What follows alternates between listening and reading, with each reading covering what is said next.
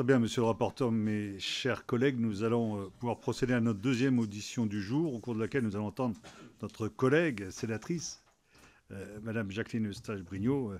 Nous lui présentons nos excuses pour notre retard. Nous avions une audition avec des préfets, et vous savez que ce sont des sujets pour cause, puisque, qui sont... voilà, en plus voilà, qui connaissent bien le sujet, et donc ce qui explique notre retard. Merci de votre compréhension.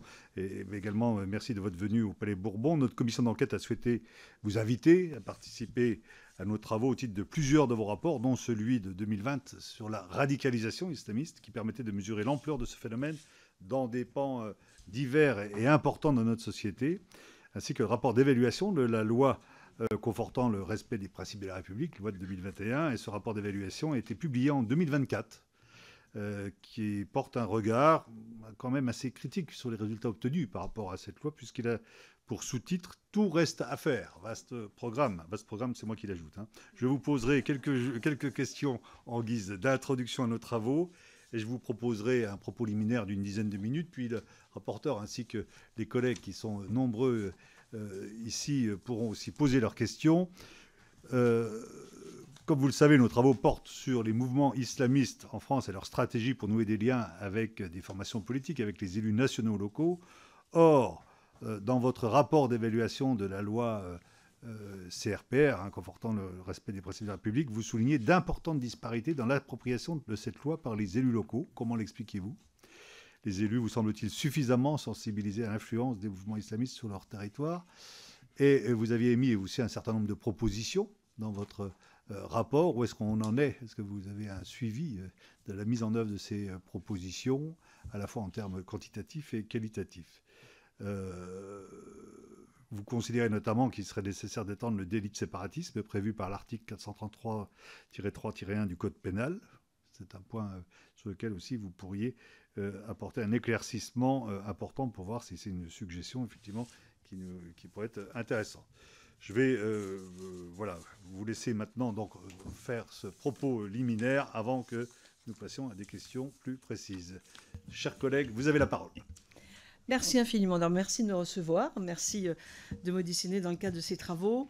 Juste pour replacer un peu le contexte des travaux que j'ai faits, moi j'ai été élue locale parce que j'étais maire d'une ville du Val d'Oise et j'ai eu à titre personnel à mener un combat très fort pour garder et préserver l'unité de ma ville face à ce qu'on appelait il y a 15 ans les barbus, qui ne sont plus des barbus aujourd'hui parce qu'ils ne portent plus de barbe, mais ils sont tout aussi dangereux. Et c'est vrai que c'est un sujet qui, pour moi, était essentiel. J'ai aussi, et je le dis parce que c'est mon contexte personnel qui fait que je travaille sur ce sujet depuis longtemps, j'ai travaillé pendant 25 ans dans un lycée professionnel d'Argenteuil. Donc, on voit bien quel genre d'élèves on accueille et j'ai vu les choses évoluer. Et c'est aussi pour ça que je travaille sur ce sujet, parce que moi, je suis un pur jus de l'école républicaine et je pense que c'est ce que nous devons préserver aujourd'hui.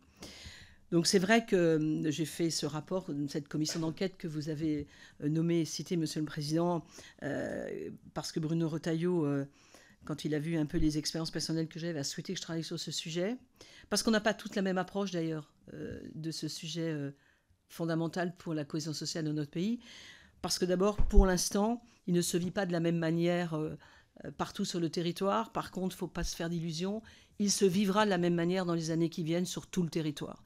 Il ne faut pas se faire de soucis. Ce que nous vivons en région parisienne ou dans les grandes agglomérations, toute la France le vivra dans quelques années. Voilà. Donc ça, il faut vraiment que les élus en soient conscients. Donc c'est aussi pour ça que j'ai toujours essayé de m'engager sur ce sujet, parce que j'ai du mal à concevoir que des enfants sortent de la République à 4 ans et deviennent des adultes qui ne se sont jamais appropriés les codes et les règles de la République. Voilà. Donc sur la loi, alors je vais revenir sur vos questions, Monsieur le Président, puis on reviendra un petit peu après sur d'autres sujets.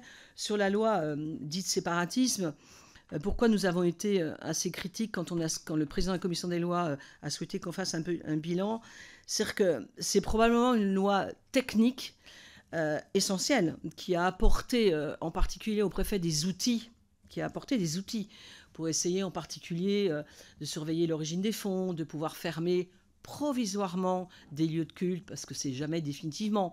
Donc il y a des outils qui existent aujourd'hui. Mais fondamentalement, sur l'entrisme au quotidien et sur cette volonté de séparatisme, il n'y a pas grand-chose.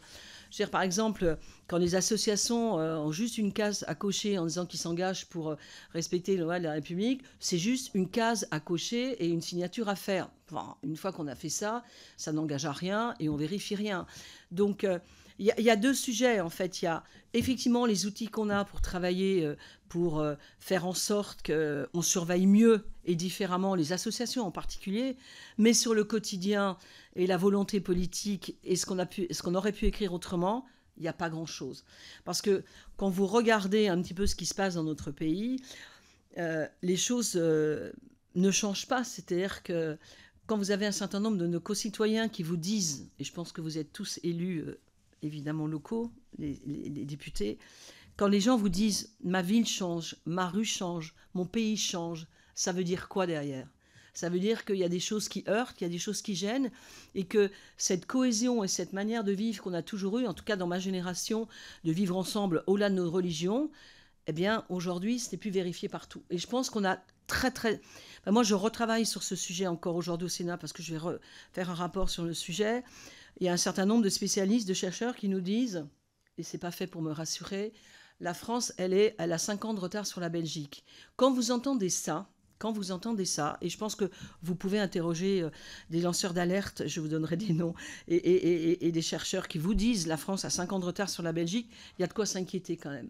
Donc voilà, je pense que nous avons des outils, nous avons des moyens, nous avons quelque chose qui nous protège, qui est la laïcité, la bête noire des islamistes quand même, la laïcité. Et la laïcité, elle ne s'adjective pas. Il n'y a pas de laïcité ouverte, tolérante. La laïcité, on ne l'adjective pas. C'est la laïcité. Tout le monde doit avoir le même sens de la laïcité. Et pourquoi c'est important de se battre pour cette laïcité ? C'est d'abord, elle est émancipatrice pour la jeunesse. Elle retire, c'est une respiration en fait. Voilà. Et faire en sorte que les jeunes qui puissent faire comprendre aux jeunes que la laïcité est émancipatrice et leur permettre d'être des citoyens éclairés, ça me paraît essentiel. Donc on ne doit pas transiger sur ce sujet. Et donc, c'est vrai que ça me tient à cœur et je pense que nous avons une responsabilité politique au sens pur du terme pour dénoncer les choses, dire les choses. Alors effectivement, moi je fais partie de ces élus qui, il y a 15 ans, ont lutté fortement. Je fais partie des premiers élus probablement qui ont été menacés, surveillés, avec emploi du temps donné à la police, etc. Mais c'est pas grave. Ils jouent avec... ces islamistes qui veulent nous faire taire jouent avec cette espèce de volonté de nous faire taire et de nous faire peur. Et moins on a peur d'eux, plus on avance en fait. Et c'est le message qu'il faut faire passer. Moi, je suis un peu triste aujourd'hui de voir que beaucoup d'élus s'inquiètent sur la cohésion de leur ville, sur le fait qu'il y a de plus en plus de demandes, vous le savez mieux que moi, dans le sport, bon voilà, il faut qu'on en parle d'ailleurs du sport. Mais ils sont un peu perdus et parfois, ils ne maîtrisent pas non plus la manière de faire de ces gens qui sont très gentils, qui savent avancer, mais qui vous emmènent là où ils veulent aller sans que vous vous en rendiez compte. Et je pense qu'on a un vrai sujet, c'est de former les élus sur cet entrisme, de leur expliquer comment ils fonctionnent, de leur dire comment ils arrivent à leur fin avant qu'il ne soit trop tard. Moi, je vais vous le dire, je suis assez inquiète sur... Je l'ai déjà dit d'ailleurs en 2020.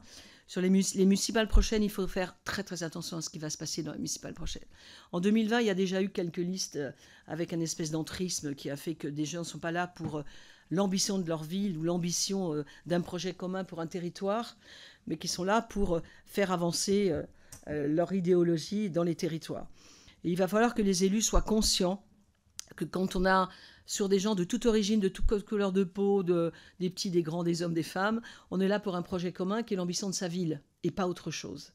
Parce que ce qui se passe, et vous le vérifierez certainement dans vos travaux, quand les listes sont infiltrées par un certain nombre d'islamistes, ils sont tout gentils au début. Au bout de 2 ans, ils quittent la majorité municipale à 2-3. Après, ils créent un groupe d'opposition, ils se préparent pour la suite. Ça se passe comme ça. Vraiment. Et il faut être très, très attentif à ça. Voilà. Parce que dans nos territoires, ça modifie un certain nombre de choses. Donc, je pense qu'il faut qu'on soit conscient. À titre personnel, je le dis, et moi, je n'ai pas d'état d'âme. Celles et ceux qui me connaissent savent que je n'ai pas de langue de bois. Ce n'est pas un sujet de droite de gauche, c'est un sujet d'unité nationale. vraiment, vraiment, et de cohésion. Et nous devons avoir la même vision sur ce sujet. Nous devons protéger les territoires. Nous devons lutter contre ce qui existe déjà dans certains départements, de ces espèces de communautés et d'écosystèmes qui existent, où il n'y a plus que la religion qui est là, où les magasins ne sont pas diversifiés, et que des gens quittent les quartiers parce qu'ils ne s'y reconnaissent plus. Ça, c'est un vrai danger, vraiment. Donc, voilà, je pense qu'il faut qu'on fasse comprendre à la jeunesse d'aujourd'hui que vivre ensemble, c'est d'abord être citoyen, que la religion ne doit pas nous dicter nos rapports entre nous. Alors moi, je regrette fortement que ce sujet soit exploité politiquement par certains, ça c'est clair, c'est une réalité. Ne pas le voir et ne pas le poser serait irresponsable. Je pense qu'un certain nombre d'élus veulent assigner à résidence les gens dans ce qu'ils sont pour en faire une clé électorale. Je le dis, c'est une réalité. Et je pense que nous ne devons pas assigner à résidence les gens dans nos cités, dans nos quartiers. On doit les aider à s'émanciper et à leur montrer qu'ils sont citoyens avant d'être religieux.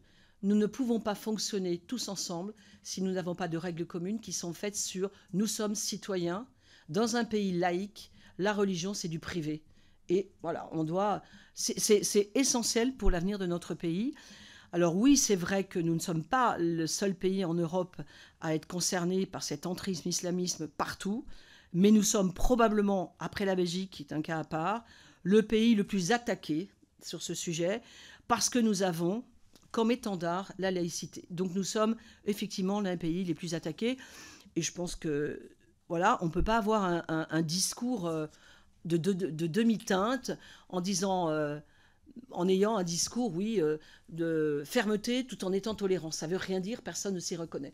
Et je pense que c'est votre enquête, probablement, votre commission d'enquête validera un certain nombre de choses que certains d'entre nous vont vous dire lors de ces échanges. Mais je pense qu'il y a urgence à écrire et à dire les choses. Merci, chers collègues. Et c'est bien pour ça aussi que nous vous avons invité. Je vais laisser la parole à notre rapporteur pour qu'il pose ses questions.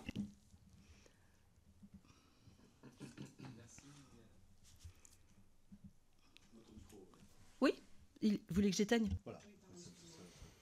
Merci Madame la sénatrice pour votre présence, pour votre travail. J'ai pris lecture de votre rapport avec beaucoup d'attention. Vous avez totalement raison quand vous dites que ce sujet est d'un intérêt absolument important, qu'il doit être transpartisan et qu'il touche là à l'unité de notre nation. On ne va pas évidemment dans ce rapport refaire ce que vous avez déjà fait. Oui, on s'en inspirera évidemment pour partie, mais je vais en venir plutôt au thème même qui nous rassemble aujourd'hui, c'est-à-dire les liens éventuels qui entre les partis politiques et l'islamisme.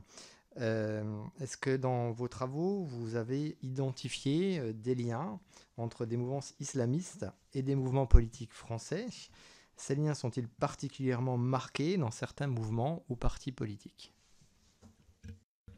Dans la commission d'enquête que nous avions faite en 2019, on n'avait pas abordé ce sujet-là vraiment, mais je peux vous en parler librement. Enfin, il serait hypocrite de ma part de ne pas poser les choses avec clarté, et j'assumerai tous les propos que je pose aujourd'hui. On a une extrême gauche aujourd'hui qui joue avec ça. Et c'est effrayant parce que, vous savez, moi je suis issue de quartiers populaires et de quartiers HLM, donc j'ai gardé ce lien dans ma ville avec ce quartier. Et je fais de la pédagogie en leur disant, personne ne remet en cause votre croyance. Personne ne remet en faute que vous croyez ou que vous ne croyez pas d'ailleurs. Enfin, c'est même pas le sujet. Sauf que pour vous libérer, essayez de comprendre ce qu'on peut faire pour vous. Et aujourd'hui, c'est évident que les mouvements d'extrême gauche aujourd'hui jouent sur cette corde en faisant quoi ? En disant ce pays est raciste, ce pays est islamophobe. On a eu clairement un premier élément. Vous savez, en 2019, moi j'ai fait voter une loi au Sénat qui n'a pas été validée à l'Assemblée nationale sur l'interdiction du voile par les accompagnatrices scolaires. Voilà, je l'ai fait voter. Juste après, il y a eu la marche contre l'islamophobie. Juste après. Ça a été un déclic. avec des élus de la République et les écharpes bleu, blanc, rouge quand même. Hein.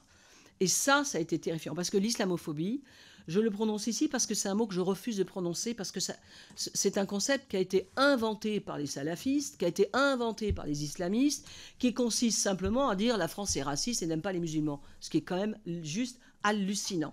Parce qu'en fait, comment il fonctionne ? Il fonctionne par 3 étapes. La victimisation, la provocation et la communication. Ça, c'est quand on a compris ça, on a compris comment il fonctionne en fait. Hein. Le côté victimaire permanent du style on nous aime pas, on nous déteste. Voilà. Mais qu'on me dise qu'est-ce que c'est et comment en France aujourd'hui, voilà, nos compatriotes de religion musulmane sont rejetés. Ils sont rejetés nulle part. Je suis désolée. Je suis désolée. C'est un concept inventé pour montrer les gens les uns contre les autres. On a la même chose avec certains mouvements à Grenoble, avec les hijabeuses, le burkini, tout ça. Tout ça est fait pour... Alors, d'abord, c'est malsain parce que ça pousse les gens contre le règne de l'autre. C'est-à-dire qu'il y a un certain nombre de Français qui en ont tellement marre d'entendre parler ça, qui sont même plus dans je vais essayer de comprendre ce qui se passe. Donc ça, c'est très dangereux. Et effectivement, et je le dis et je l'assume, les mouvements d'extrême gauche jouent sur cette corde et c'est extrêmement dangereux. Je trouve ça extrêmement dangereux. C'est dangereux d'abord pour les populations qui sont victimes de cette exploitation politique de ce clientélisme électoral, parce que on ne peut pas appeler ça autrement. Voilà, je le dis, c'est vérifié. Moi, je suis élu de banlieue. C'est vrai que quand j'ai mené des combats, qui me tapait dessus ? La gauche et l'extrême gauche, en disant « vous êtes une méchante raciste ». Voilà. Sauf que ça n'a pas marché parce que les gens me connaissaient, donc voilà. Mais c'est très dangereux de faire ça, parce que ça fragilise à la fois cette cohésion sociale et ça assigne à résidence des gens qui n'ont pas besoin de ça. Vous savez, quand vous vivez un peu dans les villes où il y a ces quartiers populaires très sympas, il y a la police des mœurs et de la pensée, ça existe, je suis désolée. Moi, j'ai des femmes qui, chez moi, me disaient... voilà, je suis musulmane, j'achète un sapin de Noël parce que mes gamins, ils veulent faire Noël parce que le sapin de Noël, ça n'a rien de religieux. Et j'avais le barbu du coin qui venait lui taper à la porte en disant « Qu'est-ce que t'as fait, ma sœur? T'as mis un sapin chez toi? C'est juste interdit parce que nous, on fait pas ça. » Donc, il faut voir que dans les quartiers, on finit par instituer cette police des mœurs et de la pensée qui fait que eh bien, ce discours qui est victimaire que certains portent, il a des conséquences dramatiques dans certaines villes, dans certains quartiers et dans notre pays. Et on ne peut pas laisser faire ça. Il ne faut pas laisser faire ça. Vraiment.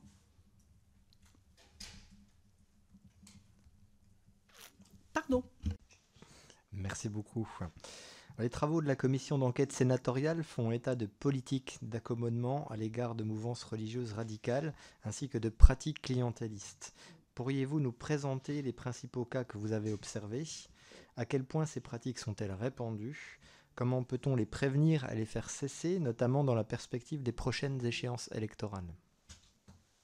Oui, c'est un peu ce que je vous ai dit au début.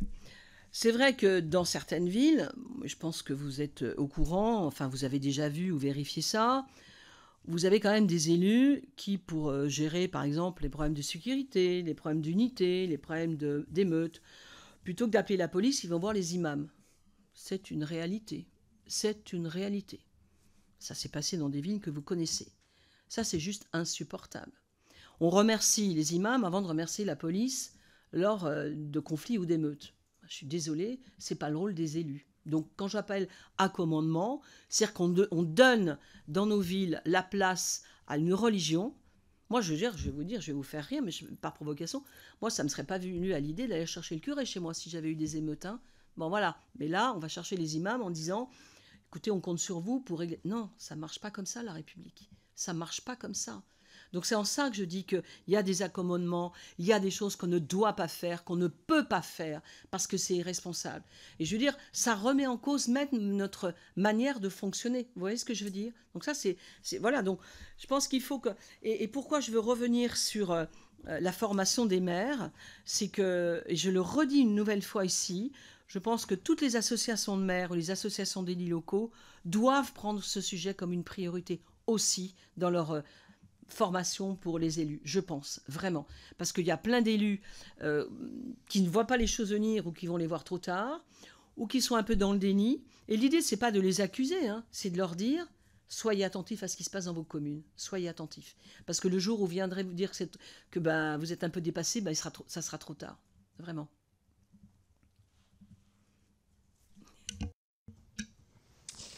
Merci. Le rapport d'application de la loi CRPR que vous avez co-rapporté en 2024 portait un regard critique et près de 3 ans après l'adoption de cette loi, dressait un bilan encore loin d'être concluant. Vous êtes revenu sur les constats lors de vos propos liminaires. Qu'est-ce qu'on pourrait mettre en avant comme recommandation pour améliorer cette loi ? Cette loi, comme je l'ai dit tout à l'heure, qui est très technique, elle n'a rien réglé dans le quotidien en fait. Elle n'a rien réglé parce que d'abord, c'était peut-être pas la volonté de le faire comme ça. C'était un premier pas. Hein. Je pense que qu'elle ait existé, cette loi, c'est pas par hasard non plus, hein, en 2021. Enfin, voilà, elle constatait quand même des choses.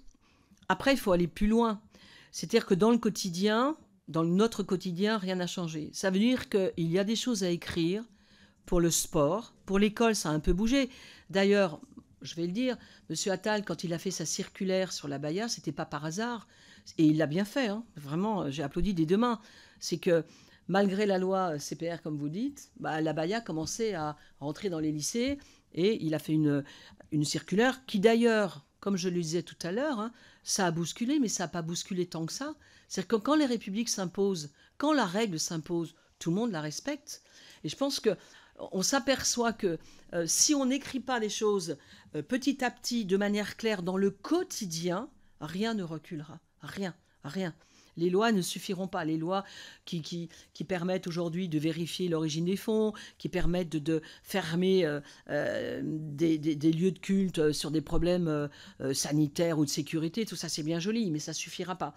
Je pense qu'il faut que dans notre manière de vivre, dans notre mode de fonctionnement ensemble, nous imposions des choses. Et quand je dis imposer, je le dis délibérément. C'est que ça peut heurter, ça fera probablement bouger les lignes, ça heurtera, mais une fois que c'est réglé, c'est réglé. Et le texte sur l'abaya, il a été très clair sur ce sujet. Il a heurté, il a bousculé, mais tout le monde s'y est... Voilà. Donc, dans les secteurs de la société, que ce soit le sport, l'école, les hôpitaux, enfin voilà, les hôpitaux, il y a du boulot dans les hôpitaux, hein. Il y a quand même des revendications dans les hôpitaux qui sont insupportables en France en 2025. Quoi. On n'accepte pas le médecin qui est là parce que c'est un homme et que c'est pas une femme. Enfin voilà, je veux dire, les hôpitaux, c'est un vrai sujet quand même. Hein. Donc si vous voulez, ce que j'ai envie de vous dire, c'est que au quotidien, on n'a pas suffisamment armé la République. Voilà, les fédérations sportives, elles doivent aussi aujourd'hui s'approprier ce sujet et écrire des choses. Le sport, c'est le lieu où les enfants de la République partagent des moments, sincèrement. Hein, le club de foot, le club de basket, de danse, on partage des choses en commun. Et la religion, elle ne doit pas être là. Et aujourd'hui, il y a des revendications religieuses dans le monde du sport, dans les toilettes, voilà. Enfin, il y a des sujets. Vous y avez travaillé. C'est juste hallucinant d'arriver à ça. Donc, il faut imposer des règles. Quand je dis imposer, je fais exprès. Imposer des règles. Et moi, je suis très dure avec ça. Sur le sport, voilà, il y a la loi Savin qui est passée au Sénat, ce qui interdit le voile dans les compétitions sportives, qui n'est toujours pas passé à l'Assemblée malgré les engagements du gouvernement, mais c'est pas grave. Moi, je dis, c'est le sport ou le voile. On choisit dans la vie. Hein. Le sport, c'est un lieu neutre où on fait du sport ensemble sans marquer sa religion. Donc après, la vie, elle est faite de choix.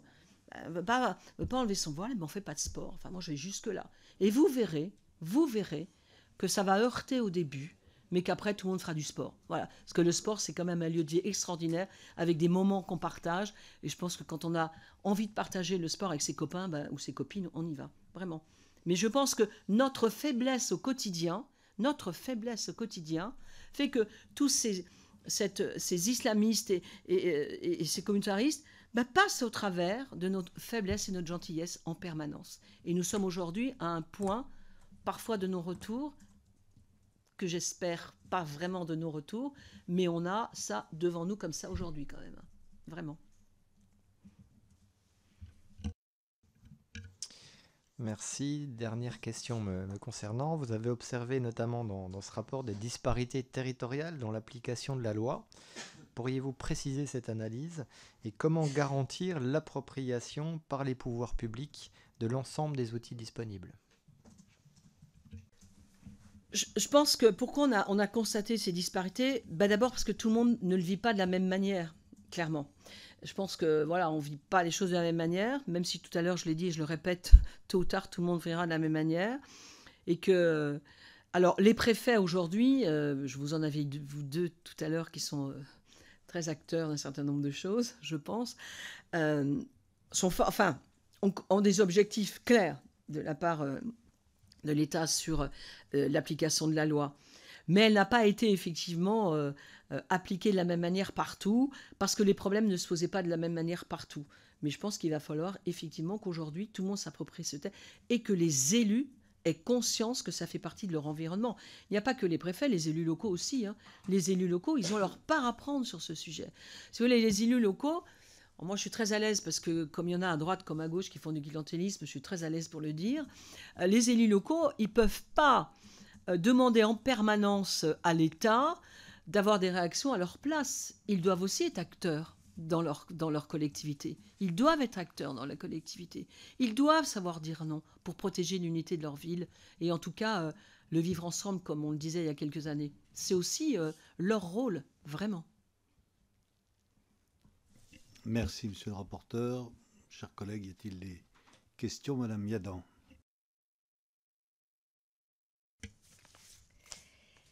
Merci beaucoup. Merci beaucoup pour ces paroles, Madame Jacqueline Eustache-Brignot, parce qu'on en a évidemment besoin dans notre République. On a besoin de paroles fortes. Et on a surtout besoin aussi d'élus, de sénateurs, de députés, d'élus locaux qui se penchent sur ce sujet pour rappeler à quel point la lutte contre l'islamisme n'est pas la lutte n'est pas une forme d'intolérance, mais est absolument nécessaire à la survie de notre démocratie. Alors, comme vous le savez, j'ai été aussi rapporteur d'une mission flash sur l'islamisme dans le sport et j'ai eu droit évidemment à toutes sortes de qualificatifs. Et je suis d'accord avec vous pour dire que c'est la fermeté qui l'emportera. Je voudrais revenir avec vous sur 2 points. Le premier, c'est que vous avez dit à plusieurs reprises qu'il conviendrait de former les élus sur cet entrisme avant qu'il ne soit trop tard et également tous les élus doivent prendre ce sujet comme une priorité dans leur commune. La question, c'est oui, mais est-ce qu'ils en ont la volonté ? Est-ce qu'on peut considérer que l'ensemble des élus fait montre d'une certaine naïveté pour certains ou d'une faiblesse ou peut-être d'une peur? Ou est-ce que vous pensez quand même qu'il y a des élus qui adoptent de manière tout à fait consciente une idéologie pour être complices en fait de cet entrisme islamiste? Ça, c'est ma première question. Et ma deuxième question, c'est par rapport à la loi CPR, donc confortant les principes de la République, donc pour laquelle vous avez dit qu'elle avait quand même été utile, mais n'avait pas réglé les choses dans le quotidien et qu'il fallait sans doute l'améliorer.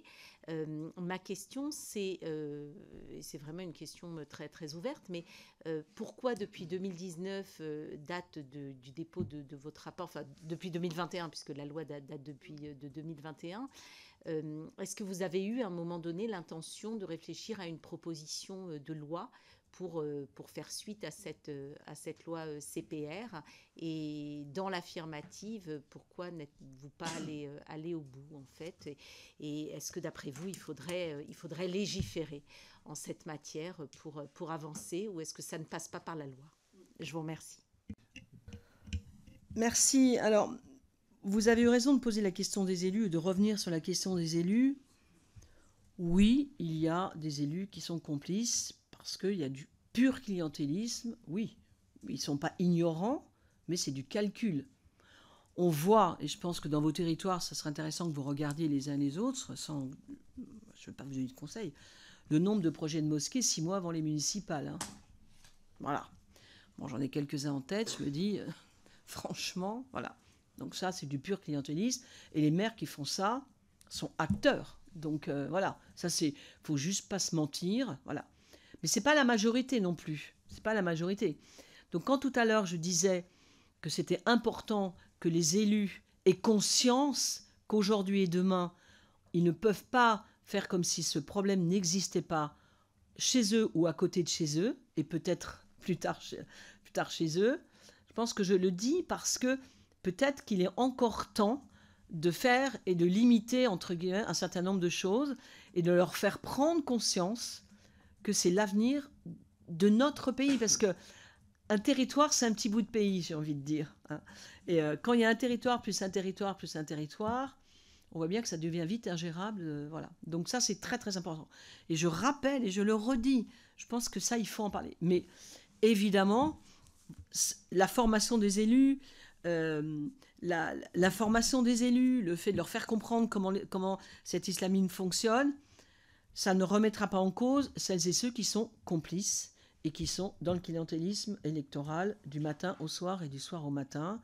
Enfin, voilà. Donc ça, malheureusement, c'est un problème, mais ça veut dire qu'ils seront aussi responsables. Il faut les mettre face à leurs responsabilités, ceux-là. Vraiment, vraiment. Après, sur la loi, si vous voulez, on n'a pas dit qu'il ne fallait pas la faire. Hein. Vraiment, on a dit que dans le quotidien des Français, ça ne changeait pas grand-chose. C'est ça qu'on a voulu dire. Et que comme dans le quotidien des Français, ça ne changeait pas grand-chose, celles et ceux qui veulent écrire les lois de la religion avant les lois républiques, on continue à fonctionner. Ça les a pas gênés dans le quotidien. Vous voyez, c'est ça que je veux dire. Voilà, contrairement à la directive, voilà. Parce que c'est là-dessus qu'il faut qu'on travaille. C'est comment on arrête dans le quotidien cette espèce... Voilà, moi, bon, vous le savez, hein, bon, ça va peut-être pas plaire à tout le monde ici, moi je suis une combattante du voile, je trouve ça insupportable de voir toutes ces gamines voilées, parce qu'il faut arrêter de leur dire que si elles n'ont pas de voile, elles ne sont pas des bonnes musulmanes. Enfin, c'est quoi cette bêtise? Enfin, voilà, on a tous eu des copains, des copines à l'école, au lycée, voilà, qui étaient musulmans, qui pratiquaient, et les filles, elles savaient même pas. Et puis moi, vous voyez, pourquoi je suis, alors je vais vous le dire, c'est une petite parenthèse perso. Moi, quand j'ai enseigné dans mon lycée à Argenteuil, j'avais des filles qui ont combattu le patriarcat et la place du père et des frères, en disant, vous savez, Madame Eustache, nous on se bat, on prend des coups, parce qu'elles ont pris des coups, pour nos petites sœurs. Et je me dis, ces filles-là, les petites sœurs, quand elles doivent les voir, voilà. Et c'est ça le sujet, en fait. Le sujet, c'est...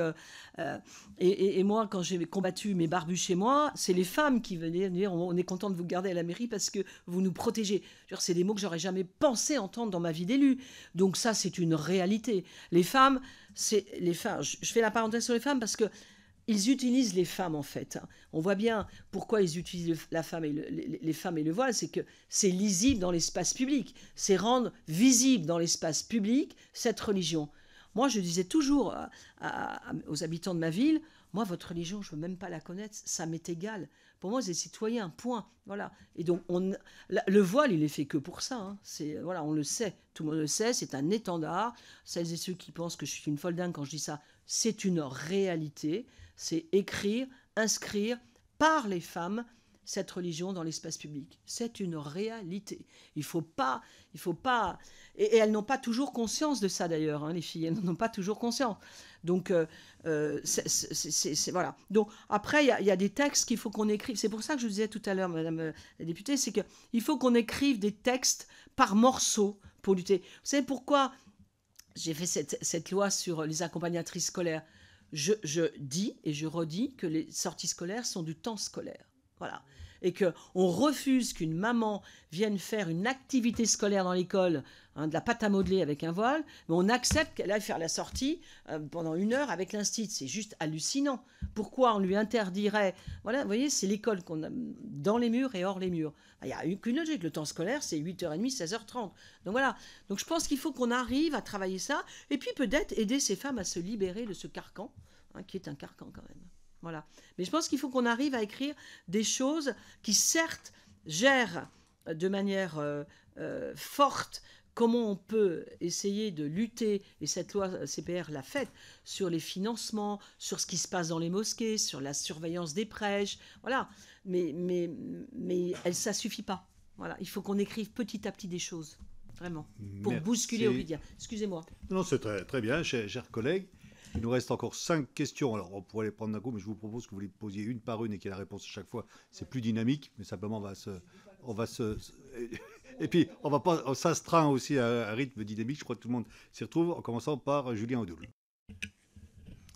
Merci, Monsieur le Président. Madame la sénatrice, déjà, je tenais à vous remercier pour à la fois lucide et courageux, puisque vous avez une qualité qui, malheureusement, est trop souvent absente de la classe politique, c'est le courage. Vous avez évoqué effectivement votre proposition de loi pour l'interdiction des signes religieux pour les accompagnatrices scolaires. Je me rappelle qu'elle a accompagné aussi tout le débat à la suite de l'affaire du voile au Conseil régional de Bourgogne-Franche-Comté, qui a fait couler beaucoup d'encre pour malheureusement très peu d'avancées politiques et législatives. J'avais plusieurs questions. La première, à l'aune de votre rapport, de ce que vous nous dites aujourd'hui, est-ce que le problème de fond, le problème originel n'est pas un problème démographique déjà, le fait que les flux migratoires ont, dans certains territoires, dans certaines localités, soumis certains élus par la force du nombre à contrevenir aux règles et aux lois de la République, et donc à s'habituer à des accommodements, comme vous dites. C'était ma première question. Vous avez évidemment insisté sur l'extrême gauche, qui est l'éléphant au milieu du salon, bien évidemment. Enfin, je pense que tout le monde a remarqué, à la fois ici, à l'Assemblée nationale, et en dehors, les connivences, les pratiques de l'extrême gauche. Est-ce que vous avez constaté aussi une soumission de la part d'élus de droite, que ce soit dans des mairies, que ce soit au niveau départemental, que ce soit au niveau du Parlement, qui ont adopté à la fois les codes, le langage des islamistes à des fins clientélistes. Je vous remercie. Merci, Madame la sénatrice. Alors, sur le problème démographique, clairement, on ne peut pas nier qu'il y a aujourd'hui un problème démographique d'une population qui arrive, qui est de confession musulmane. Enfin, je pense que les chiffres sont là, la réalité, elle est là. C'est vrai. Mais ça n'empêche pas d'écrire des règles et des lois pour expliquer à celles et ceux qui arrivent chez nous, qui s'installent chez nous, que nous sommes dans un État laïque, avec une constitution très claire, et que les lois religieuses, on les garde chez soi à la maison. Ça n'empêche pas de faire ça. Mais c'est vrai que dans des territoires, c'est plus compliqué que d'autres, parce que le nombre fait que c'est plus compliqué. Mais ça n'empêche pas d'écrire des choses et d'imposer des choses de manière commune. Parce que c'est la règle commune qui doit... Vous voyez ce que je veux dire? Et que, y compris dans ces territoires-là, et plus dans ces territoires où effectivement il y a plus de population d'origine, on doit être très attentif à celles et ceux qui y travaillent. J'en ai pas parlé de ça, mais ça c'est extrêmement important. Celles et ceux qui travaillent dans ces quartiers, on doit être extrêmement attentif à qui on autorise à travailler dans ces quartiers.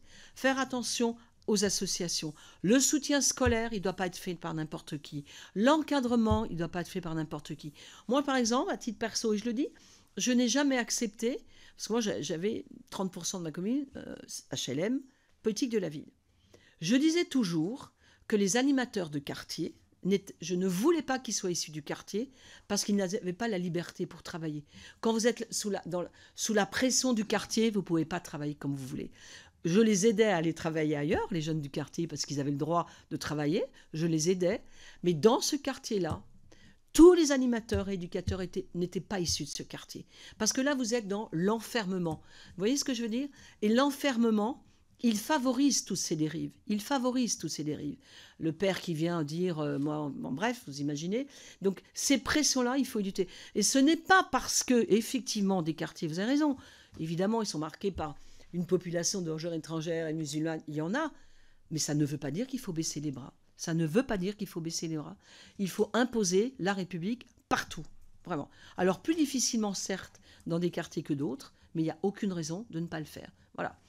Et c'est en écrivant des textes et des lois, voilà, qu'on arrive à le faire et l'imposer. Et pour ça que je fais exprès de dire imposer. Aujourd'hui, on en est à un moment où il faut imposer. On ne négocie plus, on impose. Vraiment. Aujourd'hui, on en est là. Hein. La négociation on va y arriver, c'est fini, je pense. Hein. C'est terminé. Alors, sur la soumission des élus de droite et de gauche, moi, je ne suis pas là pour faire le procès de qui que ce soit, mais j'ai l'honnêteté de dire qu'il y a des gens de droite et de gauche qui, voilà, peuvent ne pas lutter autant que ça serait souhaitable. Oui, certainement, certainement, il y en a. Mais je l'ai toujours dit, ça. Donc, je suis très à l'aise pour le dire, y compris dans ma propre famille politique. Donc, je n'ai pas de souci avec ça. Et d'ailleurs, je ne me fais pas que des amis en disant ça. Mais ça m'est égal. Je peux me regarder dans la glace tous les jours. Merci, Madame la sénatrice. Monsieur Casterman. Merci, Monsieur le Président. Merci, Madame la sénatrice. Je voudrais réitérer notre admiration pour votre courage et votre détermination. Et je vous remercie aussi de venir éclairer cette commission d'enquête, à la fois par les travaux que vous avez pu mener au Sénat, on l'a rappelé, ce rapport, et puis aussi au travers de votre expérience courageuse en tant qu'élu local dans votre commune du Val d'Oise. Vous avez dû faire face à des menaces inqualifiables des islamistes. Je voudrais revenir juste sur ce constat que les réseaux islamistes utilisent des dispositifs dits paravents pour ouvrir des centres éducatifs et culturels qui deviennent progressivement des centres cultuels. C'est-à-dire ni plus ni moins que des mosquées ou des écoles coraniques, en fait, au bout du compte. J'ai un exemple très récent relaté par le Figaro qui concerne la commune de Givors. C'est une commune de 20 000 habitants au sud de Lyon, sur le territoire de laquelle une association islamique chiite pro-iranienne cherche depuis plusieurs années à construire un centre islamique qui regrouperait une école et une nouvelle mosquée. Cette organisation, qui fait l'éloge de l'ayatollah Khomeini, vient de se porter acquéreur d'une ancienne école désaffectée qui appartient à la commune, dans laquelle elle prévoit d'installer une école hors contrat Montessori et une association scout. Alors clairement, ces deux projets sont en fait des prétextes pour occuper un immense bâtiment qui permettra d'ouvrir une mosquée plus spacieuse, une école coranique et un centre culturel chiite en lien avec le régime iranien. Alors Madame la sénatrice, une question simple, mais au travers de vos travaux au Sénat, avez-vous pu constater des initiatives similaires sur la radicalisation islamiste? Avez-vous constaté une stratégie délibérée de recours à ces paravents pédagogiques permettant d'avoir accès plus facilement à des locaux détenus par des collectivités, par exemple, ou même d'obtenir d'ailleurs des dispositifs de soutien de l'État, comme des missions de service civique, qui normalement ne peuvent bénéficier à des associations culturelles islamiques? Et si tel était le cas, comment les prévenir, à la fois par de la prévention auprès des élus et des sanctions pour les élus qui se rendraient complices ou coupables de ce genre d'action, ayant connaissance des projets de ces dites associations? Merci, chers collègues. Madame la sénatrice. Le projet de Givors, je ne connais pas particulièrement, mais c'est un exemple parmi d'autres. Ouais. Aujourd'hui, la loi CPR, elle a quand même donné des outils au préfet pour surveiller ce qui se passe aujourd'hui, et elle peut faire fermer. Aujourd'hui, là, clairement, sur ces sujets-là, il y a quand même des choses qui sont claires. Sachant aussi que, et c'est le Sénat qui l'avait rajouté, ces lieux de culte, ils doivent faire l'objet de permis de construire, qui doivent être validés par le préfet, qui les regarde également. C'est un sénateur de Seine-Saint-Denis qui avait rajouté ça dans la loi, je me rappelle très bien. Aujourd'hui, c'est quelque chose, voilà, on peut regarder. Et puis, on peut le faire fermer, parce qu'aujourd'hui, les préfets sont très attentifs à ce qui se passe dans ces lieux, en particulier sur l'égalité homme-femme. Bon, parce qu'on ne peut pas dire que ce soit des exemples d'égalité homme-femme, ces lieux-là, quand même. Donc, aujourd'hui, dans la loi CPR, il y a des outils. Après, si la ville de Givors a vendu son propre bien pour ce genre de projet, il faut juste penser qu'elle aurait peut-être pu y réfléchir avant par rapport au devenir de ce que ça va... Parce que ça pose tôt ou tard des problèmes dans une ville comme celle-là. Donc aujourd'hui, sincèrement, il y a des outils pour regarder, faire fermer et ne pas autoriser. D'ailleurs, sur ce projet-là, je ne sais pas quelle est l'avancée de ce projet. Il y aura certainement le préfet qui va regarder l'origine des fonds, comment, voilà, il peut faire retarder le préfet aujourd'hui. Dans le Val d'Oise, moi j'ai eu des projets qui ont été retardés d'1 an, des projets qui n'ont pas abouti, parce que le préfet est très attentif à comment tous ces projets se financent. Parce que la clé, elle est là aussi. Voilà. Donc il faut être très attentif à ce qui va se faire dedans, le permis de construire, comment les locaux sont prévus. Je pense qu'aujourd'hui, on a des clés, on a des outils quand même pour le faire. Vraiment. Je ne dis pas que ça va tout régler, mais en tout cas, il faut y être attentif.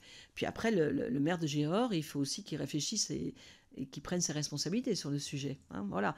Parce qu'après, rien n'empêche un maire de faire des commissions de sécurité. Enfin, voilà, c'est aussi comme ça que moi, j'ai fait fermer des trucs. Vous faites des commissions inopinées, c'est le pouvoir du maire, et vous allez faire rien, vous pouvez faire fermer. Clairement. Moi, j'ai fait fermer un lieu chez moi, où je me suis rendu compte qu'une maison était transformée. Il y avait un lieu de prière qui recevait 100 personnes, ça pouvait s'écrouler tout. Le lendemain, je leur ai dit, je ferme. C'était fermé le lendemain. Voilà. Merci. Mais voilà. Et juste Bien par sûr. rapport au service civique, si.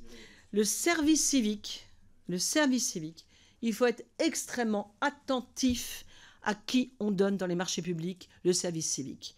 Moi, j'ai eu le cas chez moi, on avait donné, c'était, comment dirais-je, un prestataire qui devait on devait faire du porte-à-porte pour prévenir sur comment trier les liens. Je me suis aperçu que les mômes qui faisaient du porte-à-porte, elles avaient la baillette totale. Donc le soir même, c'était terminé. Et j'ai convoqué l'association en disant, mais c'est quoi ça? Service civique. Enfin, c'est vrai. Nous, on a eu des jeunes du service civique qui allaient expliquer ce qu'était le service civique dans les écoles avec la baya quand même, hein, il y a quelques années, il y a 5 ans de ça. Vraiment.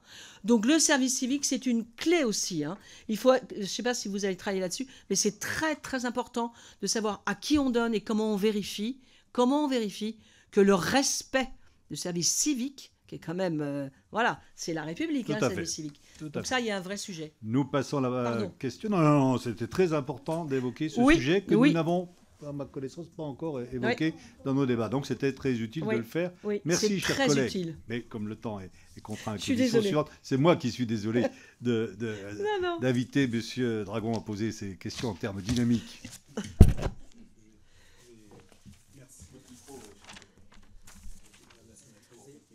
Oh, pardon. Merci, Monsieur le Président, Monsieur le rapporteur. J'emboîte le pas à mes collègues pour saluer bien évidemment vos travaux et votre courage et votre détermination sur le sujet qui nous occupe aujourd'hui. J'avais plein de questions et je ne pourrais pas les poser toutes, évidemment, mais quelque chose retient mon attention en tant que parlementaire engagé de longue date sur les questions de laïcité et de lutte contre l'islamisme. Quel constat tirez-vous des dérives observées au sein de certaines collectivités locales où des responsables politiques semblent fermer les yeux au nom du pas de vague, il faut rien dire, il faut laisser faire.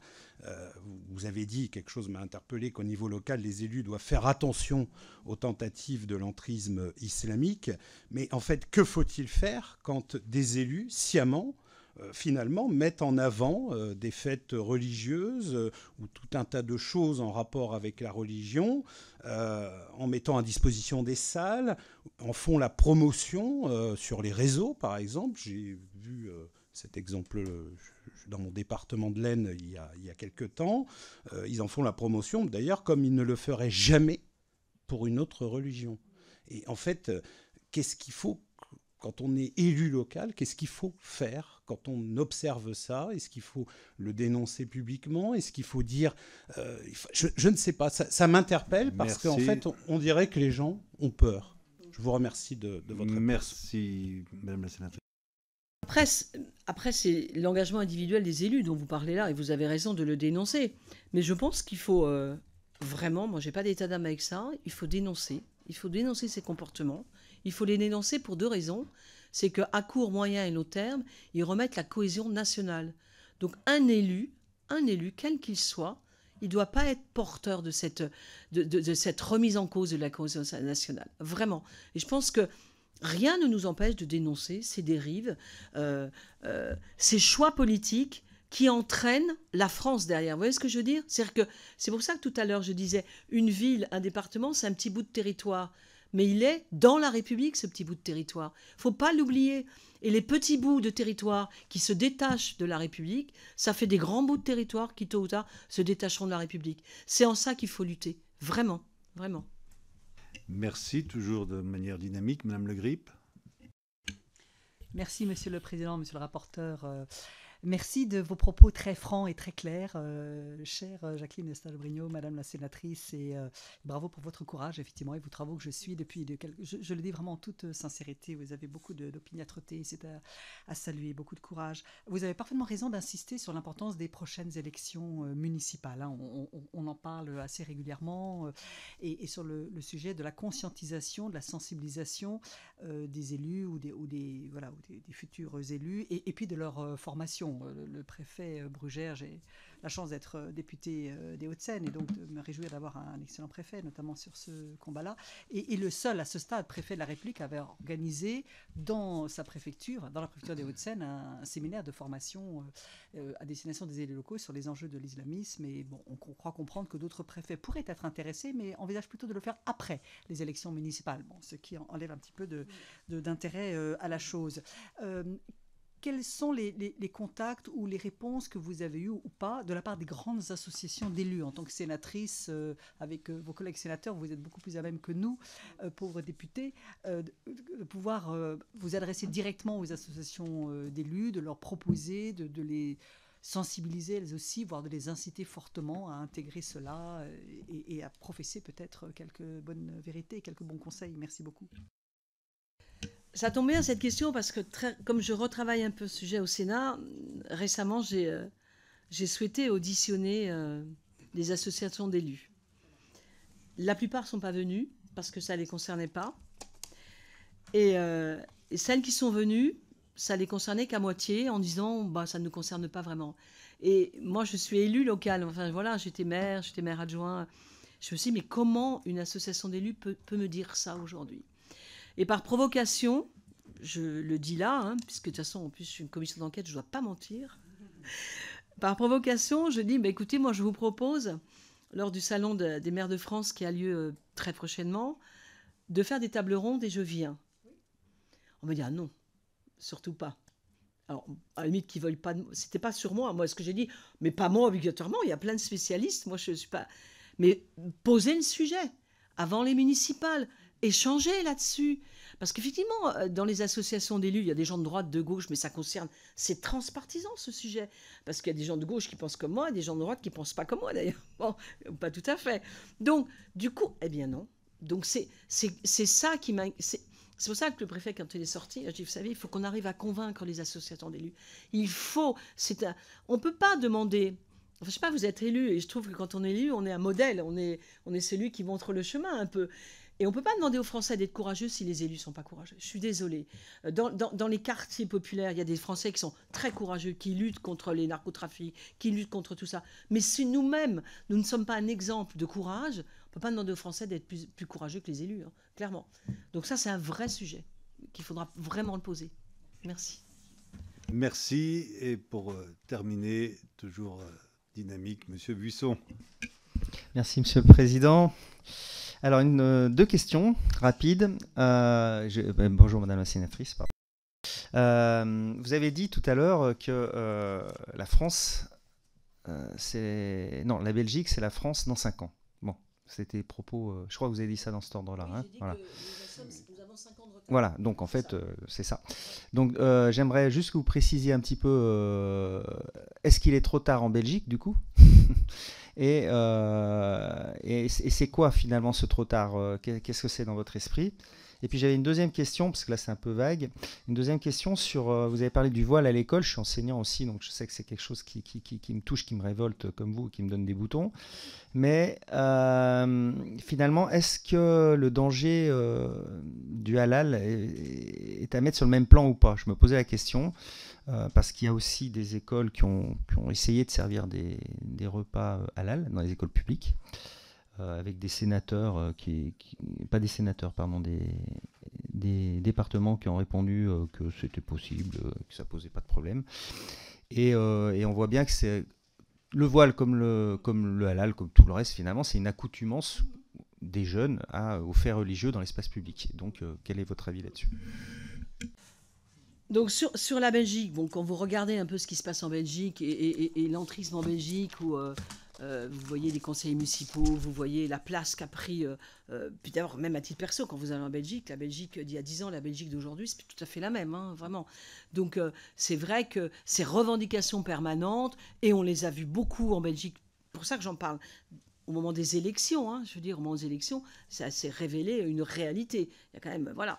Donc, quand on dit la France est en retard de 5 ans, c'est-à-dire que c'est les chercheurs qui le disent, c'est les lanceurs d'alerte qui disent, vous avez un retard de 5 ans, si vous ne mettez pas le haut là maintenant, vous aurez des revendications religieuses de plus en plus fortes, et vous aurez des élus communautaires qui sont uniquement élus pour faire passer leurs revendications religieuses avant la République. Ça, on ne peut pas le concevoir chez nous. Donc c'est pour ça qu'il est urgent de poser le problème sur la table. Sur le voile et sur le halal, les choses sont claires. La cantine, elle n'est pas obligatoire. Ce n'est pas un service obligatoire. On n'est pas obligé d'aller à la cantine. Et un maire n'est pas obligé de faire de la cantine. Je provoque un peu. Donc je provoque un peu.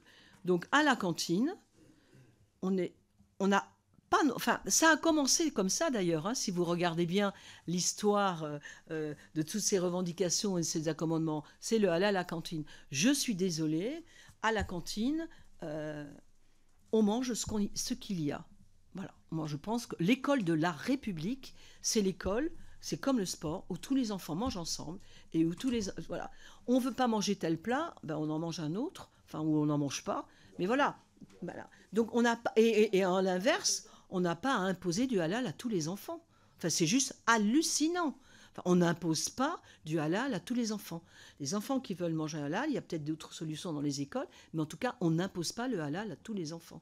Clairement. Parce que tout ça, ça fait partie de ces petits accommodements qui font que aujourd'hui, on est quand même allé encore plus loin que ça. Vraiment.